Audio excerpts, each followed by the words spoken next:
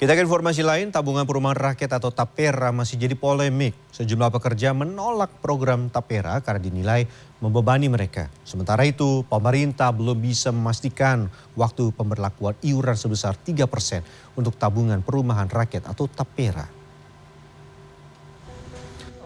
Aturan TAPERA tercantum dalam Undang-Undang Nomor 4 Tahun 2016 tentang Tabungan Perumahan Rakyat dan diperkuat Peraturan Pemerintah Nomor 21 Tahun 2024 tentang perubahan atas Peraturan Pemerintah Nomor 25 Tahun 2020 tentang penyelenggaraan tabungan perumahan rakyat. Adapun yang menjadi peserta TAPERA adalah aparatur sipil negara atau pegawai swasta dengan gaji di atas upah minimum regional. Sementara pekerja di bawah UMR tidak wajib mengikuti TAPERA, namun masih bisa menjadi peserta. Salah seorang pekerja swasta bernama Dimas Febri Ananto mengaku kurang setuju dengan kewajiban iuran TAPERA karena esensi dari tabungan adalah dilakukan secara sukarela, baik kepesertaan maupun kemampuan keuangan. Kenapa nggak semuanya itu disamaratakan aja sukarela, silahkan kalau mau ikut dalam program TAPERA, tapi kalau nggak ikut pun juga silahkan karena dikembalikan lagi ke produknya yang mana itu adalah sebuah tabungan gitu, dan sifat dari tabungan sendiri adalah sukarela seperti itu.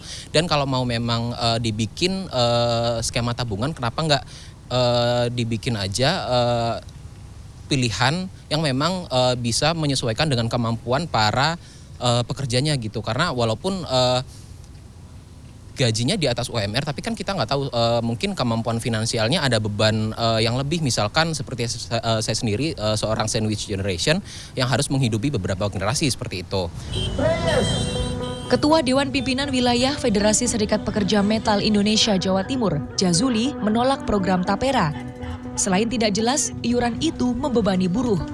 Upah buruh tak naik dan disparitas upah di Jatim sangat jauh.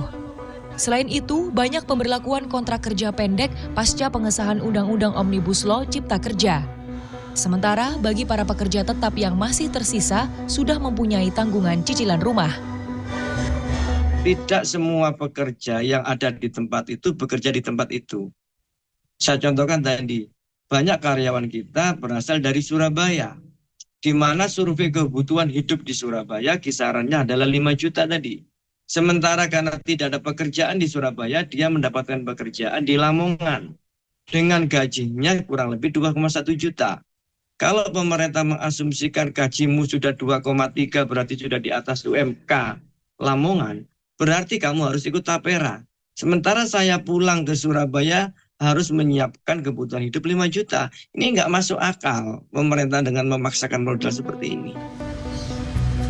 Menurut dosen ekonomi bisnis Universitas Ciputra Surabaya, Romauli Nainggolan, penolakan terhadap program TAPERA adalah respon yang rasional karena para pekerja diminta menabung untuk kesekian kalinya.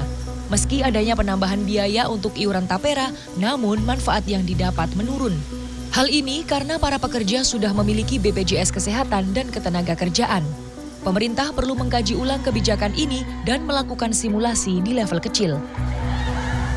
Kalau memang ini dikaji ulang, pakailah area skop yang lebih terukur atau lebih mudah dilaksanakan, tidak meluas ke seluruh Indonesia karena masih ada kesenjangan upah minimum regional, upah minimum kabupaten, ya, upah minimum provinsi yang masih ada kesenjangan yang sangat tinggi. Ditambah lagi faktor inflasi yang terus meningkat, bahkan memang di atas suku bunga 3%, inflasi 3,5%, sementara pengembalian tabungan TAPERA itu kan cuma berapa persen, ya. Di situ konsumen akan mencari alternatif berdasarkan constraint biaya, anggaran, kekuatan daya beli.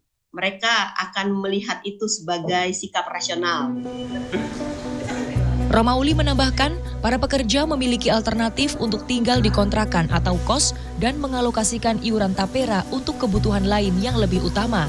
Jika ingin memiliki tempat tinggal, para pekerja bisa saja memilih menabung di sektor perbankan yang memberi bunga lebih besar.